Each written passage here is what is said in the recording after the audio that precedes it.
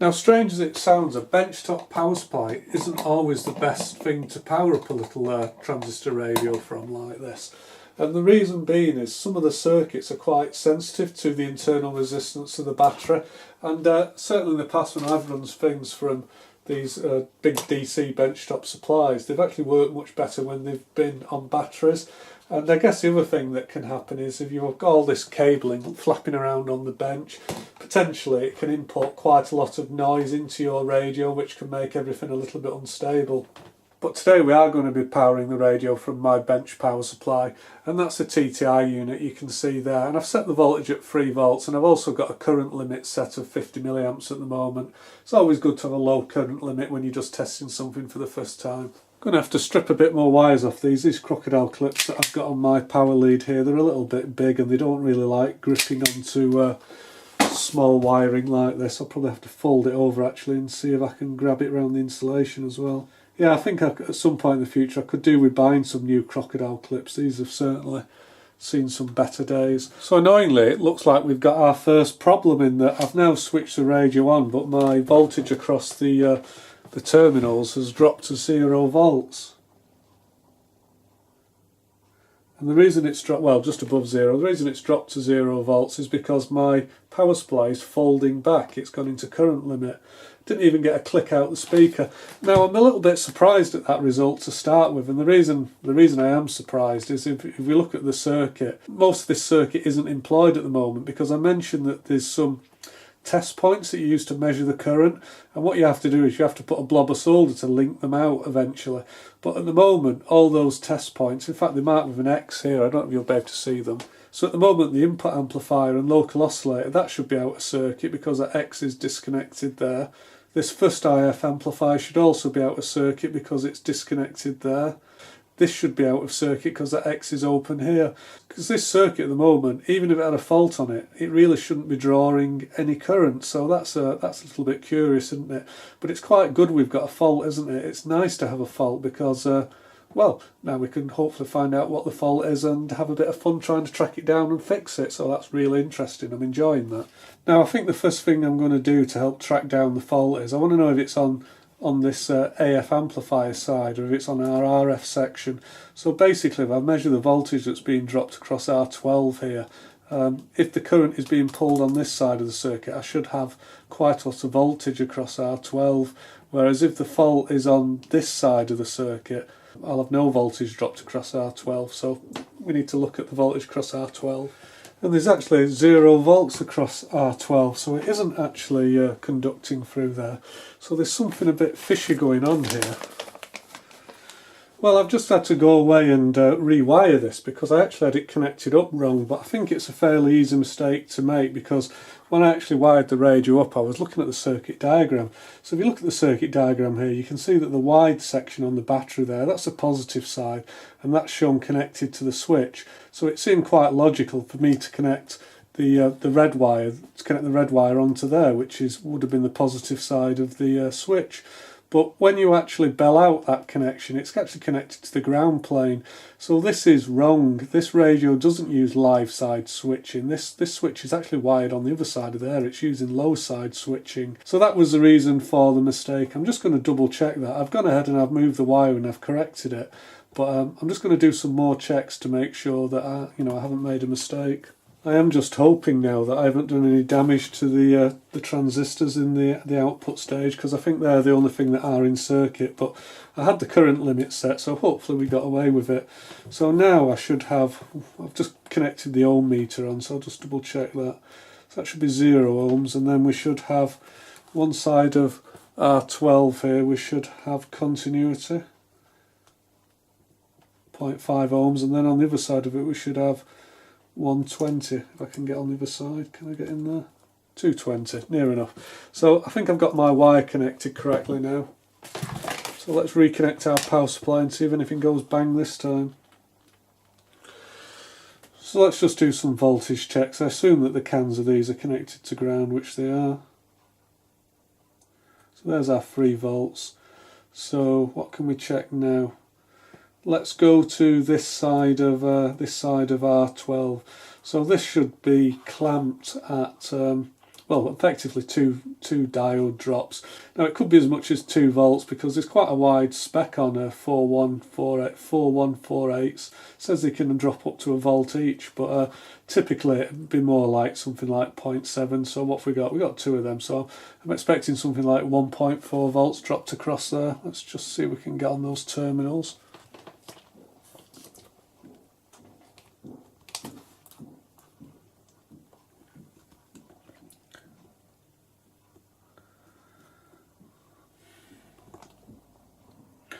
Oh, 1.432 volts, so that's perfect.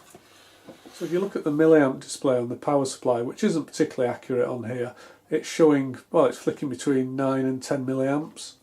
And if we look at the circuit diagram here, it actually says that this output stage, which is the only thing that's in circuit, remember, at the moment, that shows that that should be drawing between 4 and 10 milliamps. So in theory, that's okay. Now these test points do actually take a little bit of searching for. They're not immediately obvious. You've got to go routing round for them. So I think the next one's going to be across here, and we're looking for something between 1 and 2 milliamps. So let's see how we do.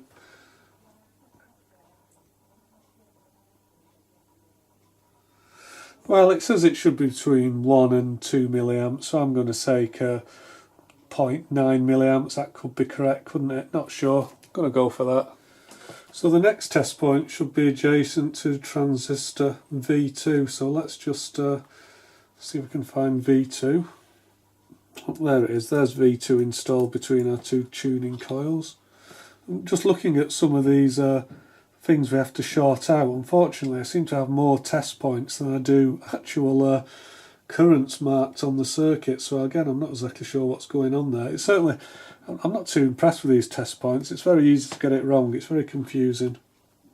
Okay, 0.56 milliamps, so that's within range. So the last one we've got to check is the drive to the local oscillator, which is, where's that coming from?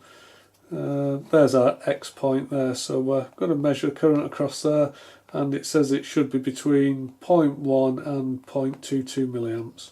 Ah, okay, and when I actually connect that I get some hiss on the speaker. Anyway, what's the reading?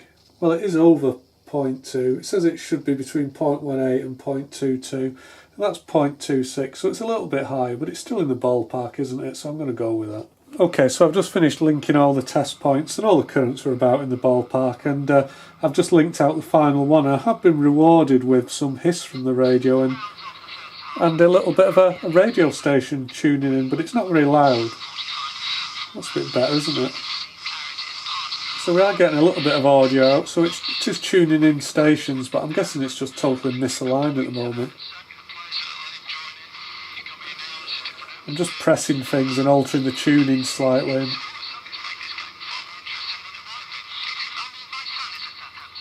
And we just seem to be picking up one station, which is, I don't know, I think in England and the UK we don't have a lot going on AM these days. It's probably something like Talk Sport or Radio 5 Live, something awful like that. Sounds like they're talking about something dull like football. Right, okay, I guess the next thing to do is maybe to have a look at the alignment procedure. Now, some of the wires coming off this ferrite rod antenna, they're really very, very thin, and they were kind of flapping about in the wind, and I didn't like that for 2 reasons. One, I was paranoid about catching one of the wires on something on the bench and ripping it out and not being able to repair it. The other thing is, when I'm trying to do the alignment on this, it doesn't help to have all the wires flapping around. You know, depending on how close they are to adjacent tracks, you're getting capacitive coupling and things that are quite likely to affect the tuning. So didn't want that to be happening, so I've just got an ordinary wax candle, a paraffin wax candle, heated up with a soldering iron, and I've just dripped some wax onto it, and I'm hoping that that's just going to glue everything down and won't have a disastrous effect on the operation of the radio. And maybe I'll also put some wax on here at some point. Sometimes you've got to adjust these coils on the ferrite core. You've got to move them to one side or the other just to aid with the tuning. But I've left it loose, a little bit of movement in it for now, because we might end up moving it. But once it's settled in position again, I'll probably just drip some wax on either side just to stop it from slipping around any further. So the radio also comes with this little cheap and nasty sticky back label, and that goes on the frequency tuning dial, so let's just stick that on there. I've got no idea if this actually has to go in a a particular place or not. There's actually a mark on there already, so I don't know if it should go there or not. Anyway, that's where I'm going to put it. Whether or not this pointer will bear any resemblance to the actual frequency, who can tell?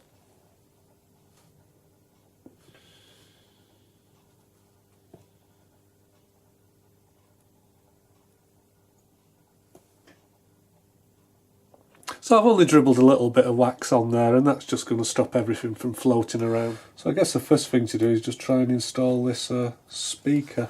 And I think I'll put the wires at this side if I can.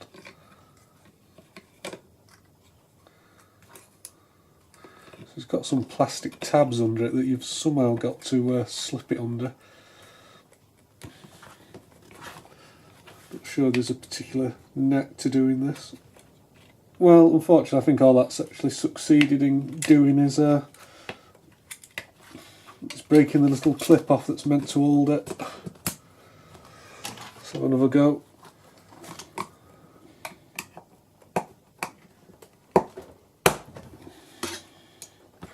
Brute force and ignorance will generally overcome, I find. Well, that has gone in, but the tuning knob does seem to be kind of horribly jammed now. Feels as though the whole circuit has to be pushed down maybe a little bit.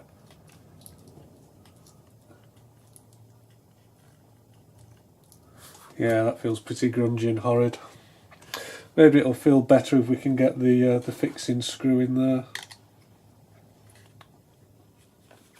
I actually think maybe it's this transformer here that's it's just holding the board away. The whole circuit board wants to pull down to what I guess is the bottom of your screen. It wants to pull down this way, but this transformer is hard up against the case, so I think that's going to struggle to do that, I'm afraid. I think this screw is a holding down screw for the circuit board. Let's see if it helps to try and get that in. I think it'd be wishful thinking if it does help. Oh, it has gone in, but it does feel absolutely horrible, that. Now, when it comes to aligning an AM radio, there's a few different schools of thought on the best way to do this and which end to start at, whether it's in the IF or tuning the antenna. I'm going to leave it up to you to determine the best way to do it, but the best way for me to do it is to do it the way that requires the most amount of test gear possible, because that's what I'm interested in. So with this idea in mind, I've actually set up our idle DSA 815 spectrum analyzer. I could have done it on the Marconi, but to be honest, this is just a little bit easier to get in camera, so that's why I'm using that today. And you can see this little spike on it here. And what's that tuned to? Let me just press the peak button. Okay, so that's actually tuned to, well, just over 1 megahertz, 1.09 megahertz. Well, what you're actually looking at there is you're actually looking at the local oscillator of this radio. And I always think that that's interesting, that every super het receiver that you own has inside it a little radio transmitter, or it's got the potential to be a radio transmitter. So the spectrum analyzer here is just sniffing the local oscillator.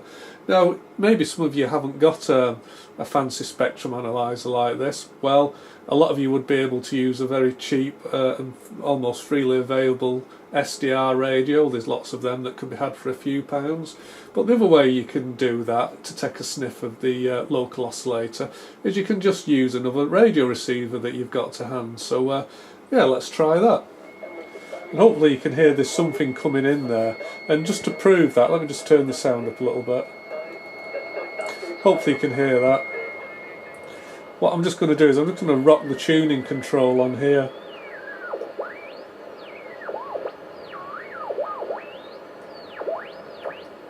So you can hear the radio kind of heterodyning.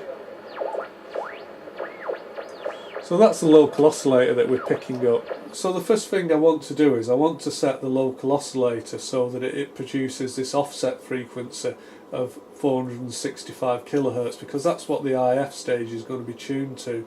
And the way that we do that, it's a super het radio, so basically you mix the oscillator with the incoming signal. So the incoming signal, the radio's tuned to 750 kilohertz, and what you'll find that if you mix that with a signal from the local oscillator of a signal of 1.215 megahertz, you get a sum and a difference.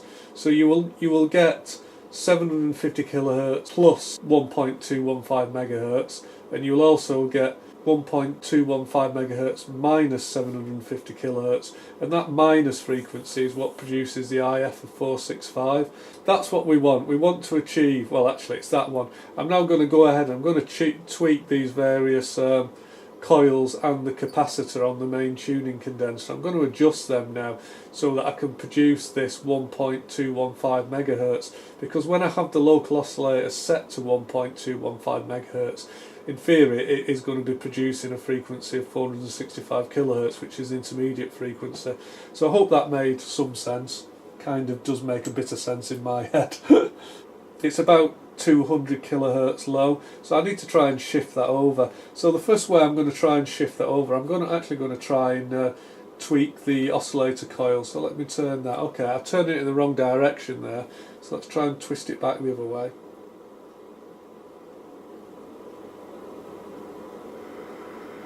Oh, and as I do that, I'm hearing an increase in volume on the radio.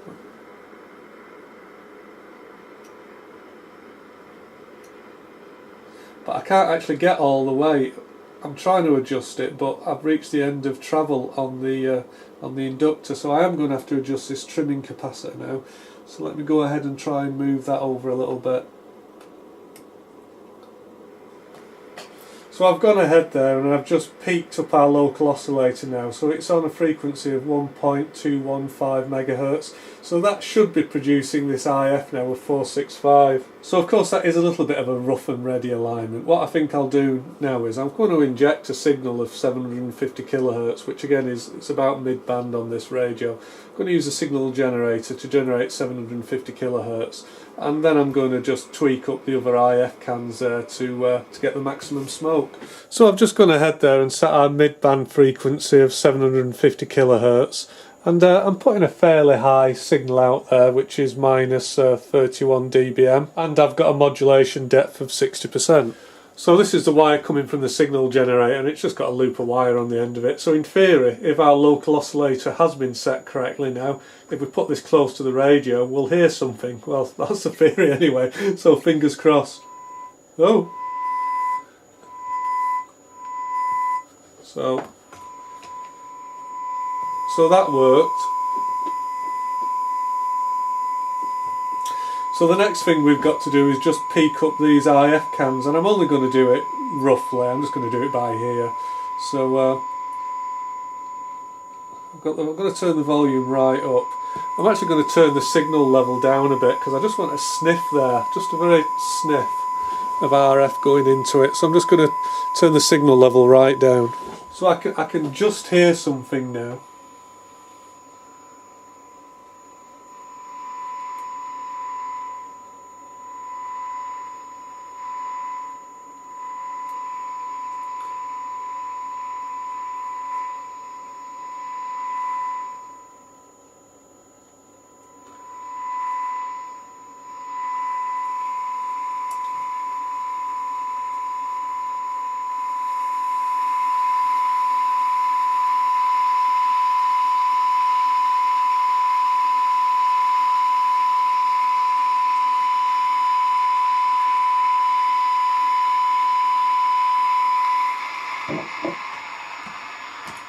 So in theory I'm going to call that good.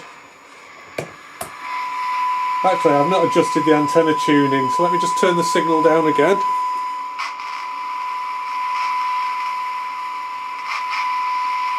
Right, seems like that was already pretty good.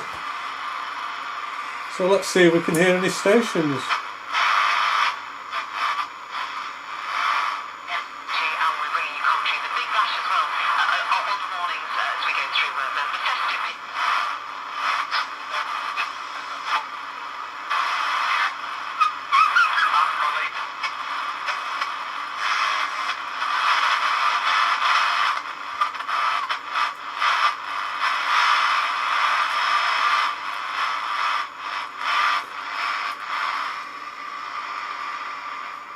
Well, I've got to admit it's still not great, but I think that's just AM in my location. I guess one thing we should do is I've now set this up mid-band. I should actually just try and see if we're still getting the meter the dial tracking the frequency at the top end. So we'll just try a frequency of 160, and we'll also try one of 53, which is the bottom end as well. So we'll do the top end first.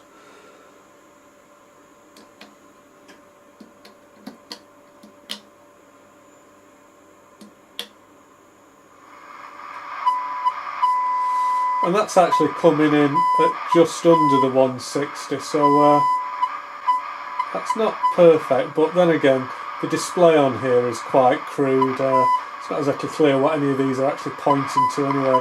So the 160, it's in the ballpark, it's not perfect, but I think it's probably good enough. Let's try the other end, the lower end now. Set that roughly to 530 kilohertz.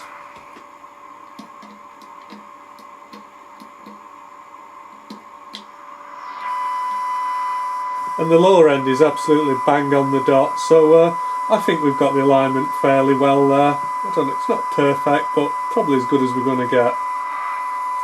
Well, I think what we'll do now is I think we'll just put some batteries in it and give it a test in the real world.